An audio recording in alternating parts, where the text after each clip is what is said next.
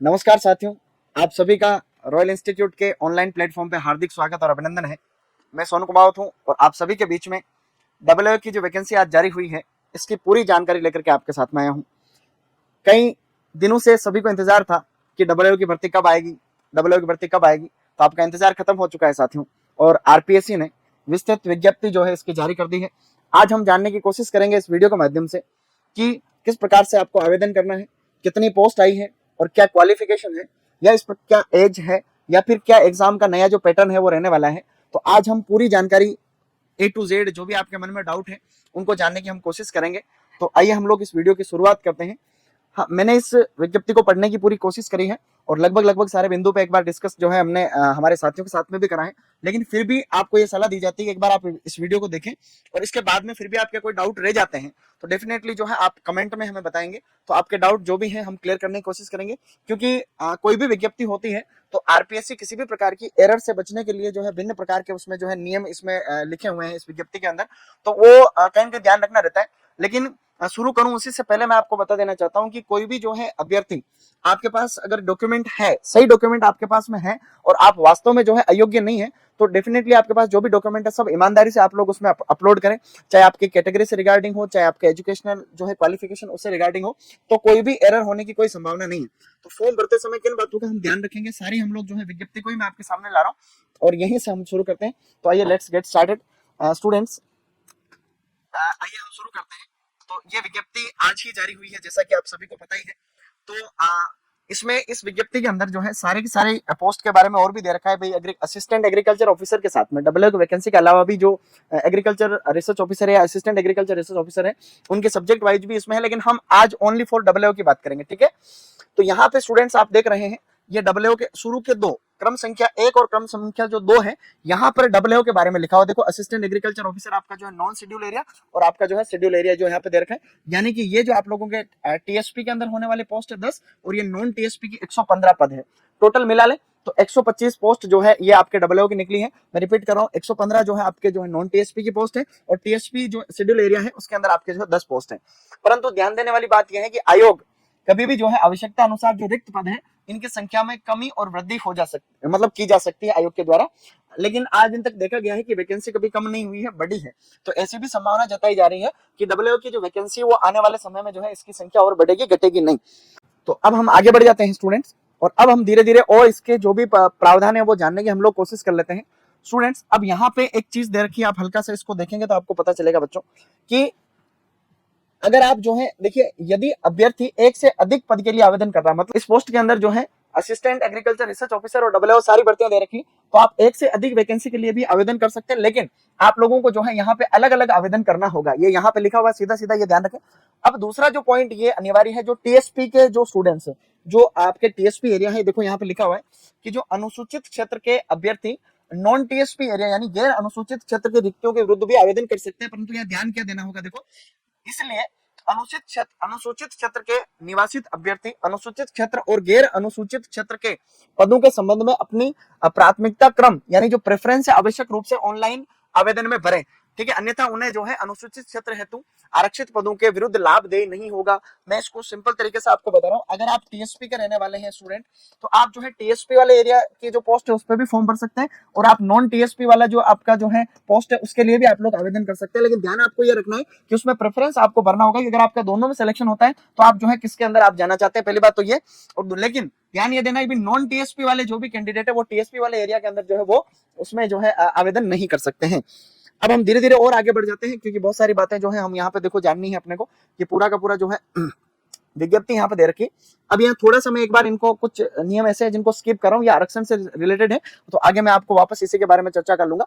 अब हम दूसरे महत्वपूर्ण बिंदु के ऊपर डिस्कस करते हैं कि भाई के शैक्षणिक योग्यता क्या है। देखिए दूसरा पॉइंट सबसे इंपॉर्टेंट है, कौन कौन इनके लिए आवेदन कर सकता है। अनिवार्य शैक्षणिक योग्यताएं, तो एजुकेशनल क्वालिफिकेशन जो डब्ल्यू की पोस्ट है क्रम संख्या 1 और 2 पे हमने पढ़ी थी, दे रखी है।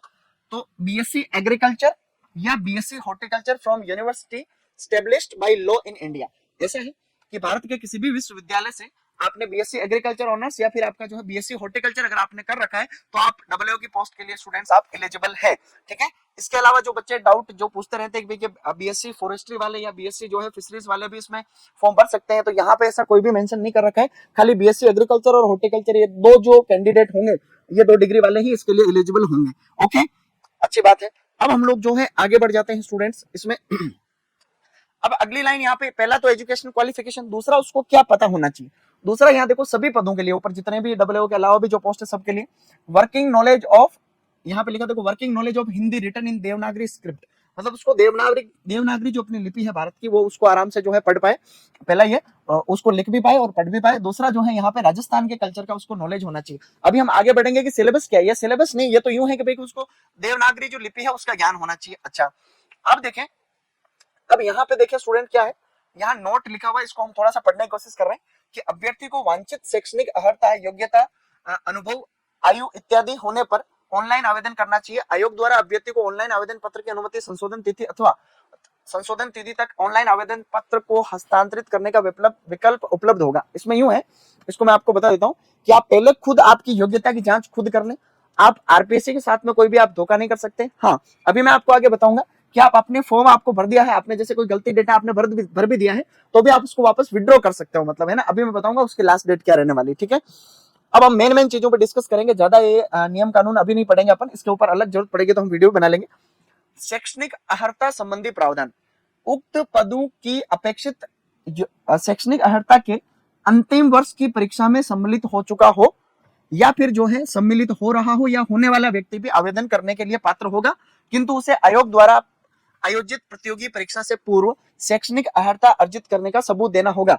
अर्थात अगर कोई भी जैसे बीएससी एचजी जो कर रहा है, बीएससी हॉर्टिकल्चर कर रहा है, उसके अंतिम ईयर में, यानी कि अगर कोई 4th ईयर में उसने एंट्री ले ली है तो वो भी जो है 4th ईयर में पढ़ने वाला बच्चा भी इसमें जो है आवेदन कर सकता है।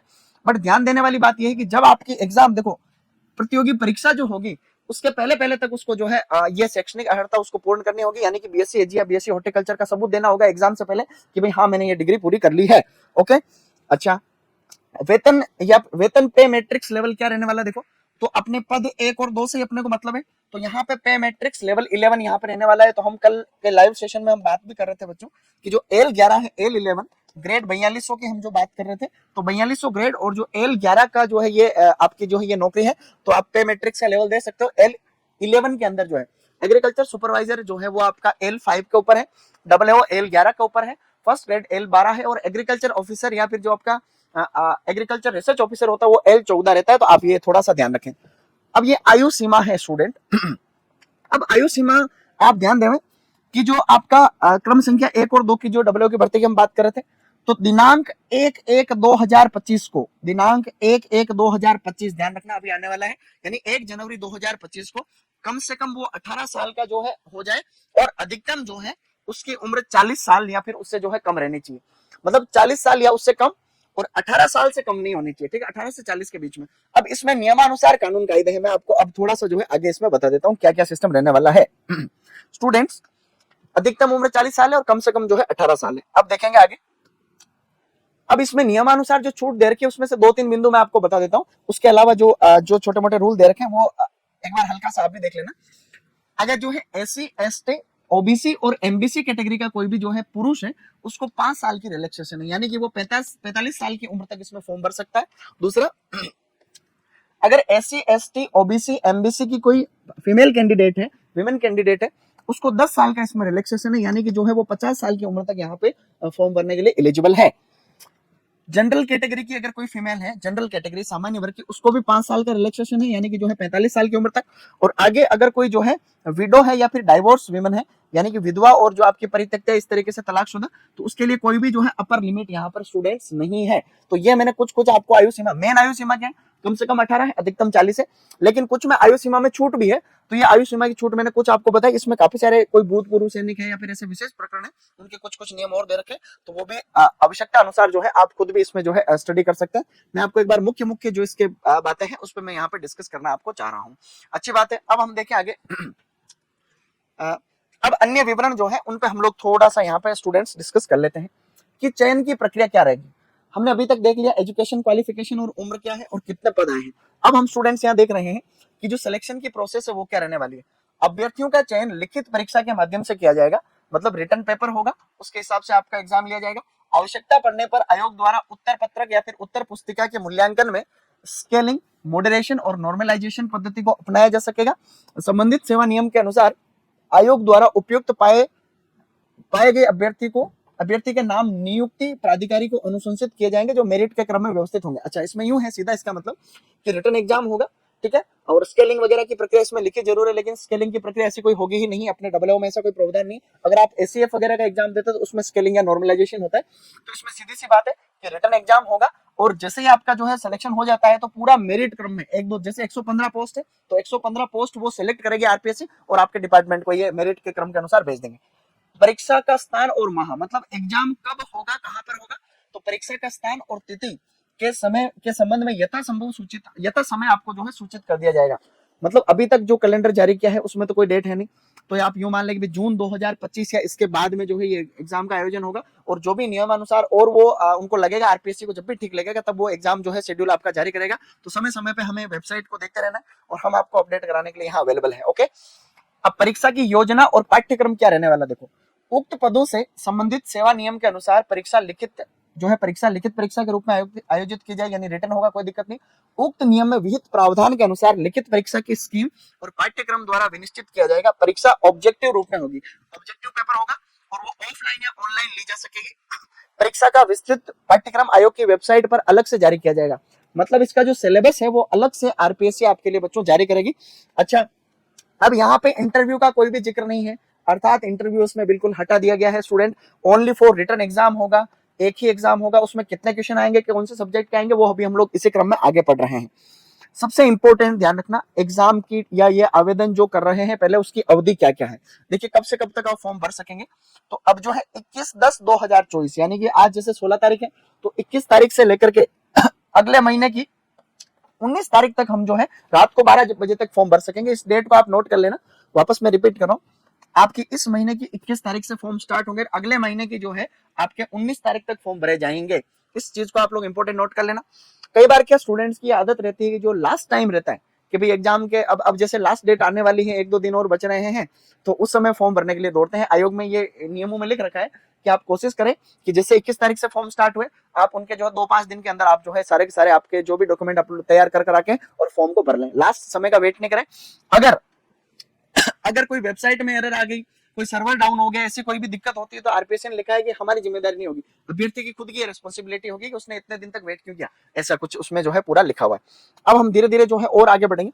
अब आवेदन करने की प्रक्रिया क्या है, इसको आप थोड़ा सा जो है एक बार देख लें। हालांकि कोई कठिन नहीं है, आप किसी भी ई-मित्र पे जाकर के फॉर्म भरोगे ना तो आप आराम से फॉर्म भर सकते हो। देखो, ऐसा है, इसमें पहली लाइन में ये लिखा हुआ है कि आपको जो भी आवेदन करना है उससे पहले आप आयोग की वेबसाइट पर जाइए, जिसमें देखो rpsc.rajasthan.government.in पर उपलब्ध आवेदन, ऑनलाइन आवेदन पत्र भरने के संबंध में जो वहां पे इंस्ट्रक्शंस दिए गए हैं उनको आप लोग जो है आराम से पढ़ें। वो इंस्ट्रक्शन जो दे रखे हैं वो इसी विज्ञप्ति का एक पार्ट है, मतलब ऐसा नहीं कि वो अलग है ये अलग है, इसका पार्ट ही उनको माना जाएगा। यहाँ पे लिखा हुआ देखो कि आयोग की वेबसाइट पर उपलब्ध अभ्यर्थियों के लिए जो दिशा निर्देश है वो उनको विज्ञापन का ही हिस्सा माना जाएगा, तो वो आप पढ़ लेंगे भाई जो है क्या कोई एरर नहीं रह जाए। दूसरा, ऑनलाइन आवेदन करने के लिए अभ्यर्थी को करना क्या है, देखो, आपको rpsc.rajasthan.government.in की आपको वेबसाइट पर जाना है और वहां पे अप्लाई ऑनलाइन लिंक, उस पर जो है आपको क्लिक करना है, या फिर आपको आपकी जो एसएसओ आईडी है उस एसएसओ पोर्टल से भी आप लोग लॉगिन करें। और सिटीजन ऐप जो दे रखे हैं वहां पे, उन सिटीजन ऐप के अंदर जो रिक्रूटमेंट पोर्टल है, ये कोई नई बात नहीं है, मतलब मैंने ये लाइन जो बताई है कोई भी नई बात नहीं बताई है, तो आप आरपीएससी से डायरेक्ट भी आप एंट्री कर सकते हैं वहां से, या फिर आपके एसएसओ से हम इतने दिनों से फॉर्म भरते आ रहे हैं, तो यहाँ पर जो नए हैं उनके लिए ये चीज देखो। अब यूं है कि जो आपका एसएसओ आईडी के ऊपर जो सिटीजन ऐप है उसमें रिक्रूटमेंट पोर्टल है, वहां पे आपका 1 टाइम रजिस्ट्रेशन होगा सबसे पहले, मतलब यहाँ देखो 1 टाइम रजिस्ट्रेशन होगा, और प्रथम बार रजिस्ट्रेशन जब होता है तो उसके अंदर अभ्यर्थी का जो नाम है, पिता का नाम, जन्म तारीख, लिंग, या फिर आपका जो सेकेंडरी या फिर समकक्ष परीक्षा यानी 10वीं का एग्जाम है, 10वीं की मार्कशीट वो, या फिर आपका कोई भी ओरिजिनल जो डॉक्यूमेंट है, देखो आपका आइडेंटिटी कार्ड है, जैसे Aadhaar card, PAN card, voter card, driving licence, ठीक है ना, इनमें से जो आईडी प्रूफ है इनके विवरणों को आपको वहां पे एक बार अपलोड करना पड़ेगा। यानी कि आपका नाम, आपको वहां पे सबसे पहला काम ही यही है, 1 टाइम रजिस्ट्रेशन, ये वहां पर होगा, वो ई मित्र वाले का रोज का काम है, वो आपका 5 मिनट में कर देगा। लेकिन आपको क्या ध्यान रखना है वो मैं बात बता रहा हूँ, देखो ठीक है। इसमें क्या क्या भरेगा, वन टाइम रजिस्ट्रेशन में आपका नाम, आपके पिताजी का नाम, आपकी जन्म तारीख, आपका लिंग, और यहाँ पे आपका जो है स्टूडेंट्स, ये सेकेंडरी की आपकी जो है वहां पे जो भी मार्कशीट है वो, इसके अलावा आपका एक आईडी कार्ड। अब ध्यान देने योग्य ये बात है यहाँ पे देखना कि जिन अभ्यर्थियों द्वारा पहले ही रजिस्ट्रेशन किया जा चुका है उनको एसएसओ से लॉगिन करके जो है रिक्रूटमेंट पोर्टल का चयन करके आपको सीधा जो है ओटीआर जो नंबर आपके प्राप्त होंगे उसके अनुसार आपको आगे फॉर्म भरना है, कोई दिक्कत नहीं। जिन्होंने पहले रजिस्ट्रेशन कर रखा है उनको कोई दिक्कत नहीं है, उनका तो सीधे फॉर्म आगे बढ़ जाएगा। जो नए हैं उनको वन टाइम रजिस्ट्रेशन यहाँ पे करना है। दूसरा, अब यहाँ पे ये ध्यान देने वाली बात यह है कि जब आप रजिस्ट्रेशन करा रहे हैं तो आप इस बात का ध्यान रखें कि आपका नाम या फिर जो भी आपने अभी ये डेटा भरा है, ये डेटा के अंदर कोई भी एरर नहीं होनी चाहिए, ठीक है ना। अगर इनमें कोई भी एरर है, जन आधार कार्ड या आधार कार्ड में अगर आपका कोई भी एरर है तो आप पहले उस एरर को सही करवा लो, उसके बाद में फॉर्म भरो। जनरली क्या होता है कि एसएसओ आईडी के ऊपर जो ज्यादातर डेटा होता है वो जन आधार से क्या है कि ऑटोमेटिक ले लेता है, मतलब ये जो पोर्टल है वो। तो अगर कोई भी ऐसा एरर है, माना कि जन आधार कार्ड में आपका कोई एरर है, आपके नाम की स्पेलिंग में कोई एरर है, आपके पापा का नाम या जन्म तारीख में आपका भिन्नता है, आधार में कोई एरर है, तो पहले आप उस एरर को सुधारे, उसके बाद में फॉर्म भरे, तो जो है आपके बाद में दिक्कत नहीं आएगी। इसका जो है फाइनल मतलब ये है। दूसरा, ये फॉर्म भरने के संबंध में ये कुछ बातें हैं, बाकी खास यहाँ पर बात, यहाँ पर कोई भी ऐसा कोई इशू यहाँ पर है नहीं स्टूडेंट, ये नॉर्मली आप सभी लोग कर पाएंगे। अब जो मैंने आपको बात बताई, दूसरा ये है कि वहां पे आजकल क्या है कि वो ई मित्र पे ऑटोमेटिक ही फोटो लेता है। चलिए ये आपको भी ध्यान रखना है, ई मित्र वाला भी इसका ध्यान रखेगा कि आप जब फॉर्म भर रहे हो तो आजकल क्या है कि फोटो लेने का सिस्टम ऑटोमेटिक है, मतलब आपको जाके बैठना है, आपके चेहरे के ऊपर वो कैमरा घुमाएंगे तो ऑटोमेटिक फोटो क्लिक हो जाएगा। तो फोटो क्लिक होने के बाद में आपको देखना है कि सही टेढ़ा मेढ़ा तो नहीं हो गया, वो देख करके मेक श्योर करें, उसके बाद में जो है मिलान कर। और अच्छा, दूसरा ये कि आधार कार्ड का जो फोटो है वो आपका 3 साल से ज्यादा पुराना नहीं लगाना चाहिए। ऐसा नहीं कि तुम छोटे थे तभी आधार कार्ड के ऊपर फोटो लगा, तो आधार में अगर ऐसा है तो आप आधार में पहले फोटो चेंज करा लीजिए, उसके आप जो है बाद में इसको आप उसमें फॉर्म को जो है बाद में भरिए। अब हम धीरे धीरे और आगे, ये सब बातें बेसिक है बिल्कुल, मैं आपको शॉर्ट में बता रहा हूँ कि अभ्यर्थी के द्वारा ऑनलाइन आवेदन करते समय जो उसके साइन और जो बाएं हाथ के अंगूठे का निशान वहां पे स्कैनर पर अपलोड करना पड़ेगा, इसमें कोई भी नई चीज नहीं है। अब यहाँ देखो ये जो ब्लैक में लिखी हुई लाइन कि अभ्यर्थी आवेदन की अंतिम तिथि तक अर्जित की जा चुकी सभी जो डिग्री है, अच्छा मतलब आप फॉर्म भर रहे हो उसकी लास्ट डेट जब भी है तब तक आपके पास जो भी आपका एजुकेशनल क्वालिफिकेशन है, आपने बीएससी कर रखी है, एमएससी कर रखी है, पीएचडी कर रखी है, जो भी आपने डिग्री कर रखी है, 12th में जो भी कर रखा आपने, वो पूरा जो भी डेटा है मतलब वो आपको सही सही वहां पर भरना है, ठीक है। दूसरा जो है ठीक है, अब जो मेन चीजें हैं हम उन्हीं पे पढ़ेंगे, इस पे पढ़ेंगे तो बहुत ज्यादा हमारे ये चीजें हो जाएगी स्टूडेंट्स, ठीक है। अब देखो, अब माना कि कोई फॉर्म भरते समय देखो एरर भी हो जाती है, तो उसका भी यहाँ स्टूडेंट्स तोड़ दे रखा है कि ऑनलाइन आवेदन पत्र के संशोधन संबंधी यहाँ पर सूचना दे रखी है। अगर आपने देखो यहाँ क्या है, ऑनलाइन आवेदन सबमिट किए जाने के पश्चात यदि आवेदक को किसी प्रकार की त्रुटि का पता चलता है तो अभ्यर्थी ऑनलाइन आवेदन में, ठीक है, ओटीआर प्रोफाइल में दर्शाए गए, मतलब जो आपका वन टाइम रजिस्ट्रेशन जो होगा उसमें डेटा है उसमें तो कोई बदलाव नहीं होगा, इसलिए उन्होंने पहले लिखा है कि आप वन टाइम रजिस्ट्रेशन के समय आपकी कोई एरर नहीं होनी चाहिए, आप उसको देख कर फिर भरें, क्योंकि इसमें कोई चेंज नहीं होगा। आपके खुद के नाम में, पिता के नाम में, जन्म तिथि में, लिंग में, इसके अतिरिक्त जो भी अगर कोई ऐसी एरर हो गई है तो वो उसमें आप लोग संशोधन कर सकते हो, ठीक है। अब मैं आपको सीधा बता देता हूँ संशोधन करने का सिस्टम क्या रहेगा, ठीक है। आपका जो फॉर्म भरने की जैसे लास्ट डेट आपकी है 19/11/2024, ठीक है, इस तारीख तक या फिर ये तारीख मतलब फॉर्म भरना बंद हो गया माना कि आज, उसके बाद में 10 दिन तक जो है आप उसमें संशोधन करा सकते हो। हर एक संशोधन के लिए आपको वहां पर जो है बच्चों 500 रुपए का वहां पे आपका चार्ज देना पड़ेगा। तो ये आपको ध्यान, देखो यहाँ आवेदन की अवधि के दौरान या आवेदन पत्र की अंतिम तिथि के 10 दिवस के भीतर ही निर्धारित शुल्क आपको 500 रुपए देकर के जो है आप वहां पे संशोधन, कोई भी एरर रह गया तो आप उसको सही करा सकेंगे, ये आप थोड़ा सा यहाँ पे ध्यान रखें, ठीक है। अब देखते हैं, अब हम धीरे से और आगे बढ़ जाते हैं कि क्या क्या यहाँ और खास बिंदु है। कितने आपके आवेदन की शुल्क कितनी लगेगी अगर आप जनरल कैटेगरी के हैं, ओबीसी के हैं, या फिर आप एमबीसी कैटेगरी के हैं और आप क्रीमिलेयर के अंदर आते हैं, ठीक है, मतलब या तो जनरल के हो या आप एमबीसी या आप ओबीसी के क्रीमिलेयर में आते हो तो 600 रुपए है, या अगर आप जो है SC ST OBC non creamy layer और एमबीसी नॉन क्रीमिलेयर है तो आपके 400 रुपए है, और कोई भी दिव्यांग कैंडिडेट है तो उसके भी 400 रुपए जो है यहाँ पे आवेदन का शुल्क है, ठीक है। ठीक है, अगर कोई दूसरे यहाँ पर राज्य का बंदा आता है तो उसको जो है पूरा का पूरा यहाँ पे 600 रुपए वहां पे आवेदन उसको करना पड़ेगा, ठीक है, 600 रुपए लगेंगे। सबसे इंपॉर्टेंट चीज के ऊपर हम आ चुके हैं, इसको आप बहुत ही ध्यान से स्टूडेंट्स देखेंगे। स्कीम ऑफ एग्जामिनेशन, मतलब क्या एग्जाम का पैटर्न या स्कीम रहेगा, and syllabus for the post of assistant agriculture officer, जो आपका डब्ल्यू है या फिर जो अन्य जो भी भर्तियां हैं उनके बारे में आगे चर्चा कर रखी है, हम अभी खाली डब्ल्यू की ही बात कर रहे हैं, ठीक है। उसमें आपके ये पेपर जो है, इस पेपर के 2 पार्ट है, एक ही पेपर होगा, ठीक है, आगे लिखा हुआ एक ही पेपर होगा, उस एक पेपर में 2 पार्ट है, पार्ट ए है और पार्ट बी है। पार्ट ए के अंदर बच्चों general knowledge of Rajasthan, Rajasthan का जीके है। 40 क्वेश्चन आएंगे और 40 ही नंबर के होंगे, 40 क्वेश्चन 40 नंबर के होंगे। इंपॉर्टेंट चीज, concern subject as prescribed in qualification, जो भी आपका कंसर्न सब्जेक्ट है इसका अलग से और सिलेबस और जारी करेगी आरपीएससी, कोई दिक्कत नहीं।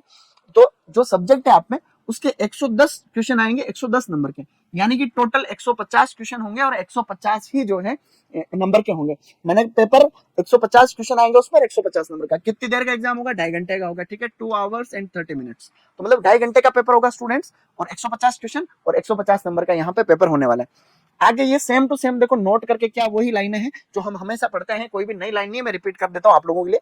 The detailed syllabus will be intimated to the candidate within a stipulated time in the manner as the commission deemed fit, मतलब आपको जो है इसका डिटेल्ड सिलेबस जो है वो आपको बिल्कुल सूचित किया जाएगा आयोग की वेबसाइट के ऊपर शॉर्टकट में। यहाँ पे देखो, the competitive examination shall carry 150 marks and 150 questions of multiple choice type questions, यानी कि आपका मल्टीपल टाइप के जो क्वेश्चन होंगे मल्टीपल चॉइस के 150 यहाँ पे जैसा कि ऊपर दे रखा है 150 नंबर का होंगे। There shall be one paper, केवल एक ही पेपर होगा। Duration of paper will be 2 hours and 30 minutes, यानी 2 घंटे और 30 मिनट होंगे, यानी 2.5 घंटे का पेपर है। Negative marking shall be applicable in the evolution of answer, negative marking होगी for every wrong answer 1/3 of the mark prescribe for that particular question shall be deducted, यानी कि 1/3 जो है उसमें आपकी नेगेटिव मार्किंग रहने वाली है, 1/3, ठीक है। माने कि 3 नंबर का एक क्वेश्चन है तो उसमें गलत होने के ऊपर जो है आपका 1 नंबर वहां पे कट जाएगा, ठीक है। जरूरी नहीं कि 3 नंबर का ही होगा, जो भी उसमें जितने भी नंबर का है उसके अकॉर्डिंगली 1/3 यहाँ पे कट जाएगा, ठीक है। Wrong answer shall be mean an incorrect answer और मल्टीपल आंसर, गलत उत्तर का मतलब यहाँ पर यह है कि आपने जो है एक तो गलत गोला भर दिया है, गलत उत्तर दे दिया, या फिर आपने जो है एक से अधिक का यहाँ पर 2-3 गोले जो है भर दिए, ऐसे में आपको एरर माना जाएगा, ठीक है। आगे वो जो नया पैटर्न है उसके बारे में पूरा यहाँ पर दे रखा है, देखो मैं आपको यहाँ पर स्टूडेंट्स बता देता हूँ। ये अब यूं है, इसको ये लाइन और पढ़ रहे हैं अपन, syllabus and scope of paper, ठीक है। The scheme and syllabus of written examination shall be such as may be decided by the commission from time to time, मतलब ये कमीशन टाइम टू टाइम जो है इसका स्कीम और syllabus जो है आपको अपडेट कराता रहेगा, कोई दिक्कत नहीं है। यहाँ पर ये जो डेटा है ये ओएमआर शीट के अंदर आप जब भरते हो, 5 ऑप्शन वाला सिस्टम आजकल हो गया है, ठीक है ना। आजकल कोई भी क्वेश्चन के जो है 5 ऑप्शन आ रहे हैं, तो 5 ऑप्शन इसके अंदर भी आएंगे, तो यहाँ पे वो पूरा डेटा लिखा हुआ है। आपको जो है वहां पे ब्लू जो है आपका ब्लू बॉल पॉइंट पेन आपको काम में लेना है, 5 ऑप्शन रहेंगे, ठीक है। आपको जरूरी है कि आप 5 में से एक ऑप्शन तो आपको सेलेक्ट करना ही करना है, ठीक है। इसमें वही लाइन लिखी हुई है कि आप 5 में से एक आंसर आपको सेलेक्ट करना। आपको उत्तर आ रहा है तो वो भर लो, बिल्कुल आ ही नहीं रहा है तो भी आपको 5 ऑप्शन आपको उसमें भरना है कि मैं इसका उत्तर जो है नहीं देना चाहता हूँ, वो वाला सिस्टम है, ठीक है। अगर आपने जो है 10% से ज्यादा गोले खाली छोड़ दिए तो आपको वहां पे डिस्क्वालीफाई कर दिया जाएगा। ये हमेशा जो होता है वही रूल, नया रूल है, तो इसमें कोई भी नया रूल है नहीं, ये एडमिट कार्ड के टाइम पे इसमें इसके बारे में हम और भी चर्चाएं करते रहेंगे, ठीक है। अब ये आगे कुछ दिव्यांगजन या विशेष योग्यजन है उनके बारे में कुछ यहाँ पे नियम दे रखे हैं। देखिए मैं आपको फिर बता देता हूँ, आप किसी भी पर्टिकुलर कैटेगरी में आ रहे हैं, चाहे आप ओबीसी के अंदर है, चाहे आप एससी एसटी ईडब्ल्यूएस में, तो आपका जो भी सर्टिफिकेट है उसका आप बहुत ही खास तरीके से ध्यान रखें। और जो एग्जाम की जो डेट है, एग्जाम की डेट नहीं, अभी हम इसकी बात करें, फॉर्म भरने की जो डेट है तब तक आप आपके जो भी डॉक्यूमेंट है उनको आप नया बना ले, उसमें ऐसा कोई अलग से जिक्र कर नहीं रखा है। आप जो भी सर्टिफिकेट अपलोड करने वाले हैं स्टूडेंट्स, वो सर्टिफिकेट आप मेक श्योर कर ले, आप ओबीसी के हैं, एससी एसटी, या फिर आपके जो एमबीसी या फिर आपकी कैटेगरी जो है ईडब्ल्यूएस है, तो आप मेक श्योर करें उसमें पहले कि जो फॉर्म भरने की लास्ट डेट है तब तक आपको जो है नया अपडेट कराना है। और नियमानुसार जो भी आप दिव्यांग है तो आपके जो भी नियम आ रहे हैं, नियमा का मतलब जो सक्षम अधिकारी है उससे जो है जारी किया हुआ प्रमाण पत्र होना चाहिए। अगर आप 40% वो जो दिव्यांग का जो रूल है उसके अंदर आपको सक्षम चिकित्सा अधिकारी है उसका आपको सर्टिफिकेट चाहिए, आप इस मामले में लापरवाही नहीं करें। देखो मैं जो चीज जानता हूँ वो मैं आपको बता देता हूँ कि हर एक कैंडिडेट को उसका लेवल पता है। अगर कोई दिव्यांग है तो उस दिव्यांग को ये चीज पता है कि भाई मुझे कौन सा सर्टिफिकेट लगाना है और कहाँ से लगाना है। लेकिन गलती क्या होती है, जब कोई डेढ़ होशियारी करने लग जाता है। जैसे कोई दिव्यांग भी है तो हम सब उसकी रेस्पेक्ट करते हैं, बट दिव्यांग के जो नियम है सरकार के द्वारा वो नियम आपको फॉलो करना चाहिए। पता चला कि आपका सिलेक्शन हो गया और बाद में आपको जो है रिजेक्ट किया जा रहा है तो फिर देखो कितना बुरा लगेगा। आपको जो बिल्कुल लीगल तरीका जिनाइन प्रोसेस है उसको आपको फॉलो करने की जरूरत है, ठीक है। मैं एक बार देख लेता हूँ कोई और इंपॉर्टेंट, हाँ इसमें जो है मेन मोटे मोटे पॉइंट और है, लेकिन वो इतने जो है वो अलग से बताने लायक नहीं, जो हाई कोर्ट के ऑर्डर क्या है, कब कब क्या क्या यहाँ पे ऑर्डर हुआ है, तो मैं आपको वापस शॉर्टकट में बता देता हूँ। मैंने आपको बता दिया है कि इसमें एजुकेशन क्वालिफिकेशन क्या है, तो बीएससी एजी या बीएससी हॉर्टिकल्चर है। टोटल पद 115 जो है आपके नॉन टीएसपी के हैं, 10 टीएसपी के हैं। आपका जो एज का क्राइटेरिया वो कम से कम 18 साल है, अधिकतम 40 साल है, नियमानुसार आयु में छूट दे है। इसके अलावा जो आपका पेपर होगा उसके अंदर 40 क्वेश्चन आपके जो है जीके के आएंगे और 110 क्वेश्चन आपके सब्जेक्ट के आएंगे, ठीक है। और ये 150 नंबर टोटल भी होंगे और 150 क्वेश्चन 150 नंबर के होंगे, ठीक है। इसमें और 2.5 घंटे का पेपर होगा, नेगेटिव मार्किंग 1/3 होगी। तो मोटी मोटी बातें मैंने आपको बताने की कोशिश यहाँ पे कर ली है। कोई भी इंटरव्यू यहाँ पर स्टूडेंट्स नहीं होगा, खाली लिखित परीक्षा होगी। अब एग्जाम की डेट और सिलेबस आपको जो है डैशबोर्ड के ऊपर अवेलेबल जो है कराता रहेगा और हम लोग भी आपको अपडेट देते रहेंगे। तो आपने इस वीडियो को पूरा देखा, इसके लिए आपका बहुत बहुत धन्यवाद। अगर आप नए हैं तो रॉयल इंस्टीट्यूट के यूट्यूब चैनल को सब्सक्राइब करना ना भूलें। थोड़ी सी आज तबीयत खराब थी, फिर भी आप लोगों के लिए हम लोग जो है लाइव आने का मैंने कोशिश करी। थोड़ा सा जो है आपको चेहरे से पता चल रहा होगा कि थोड़ा सा जो है हेल्थ थोड़ी डाउन है। तो थैंक यू सो मच, आपने जो है ज्वाइन किया, थैंक यू।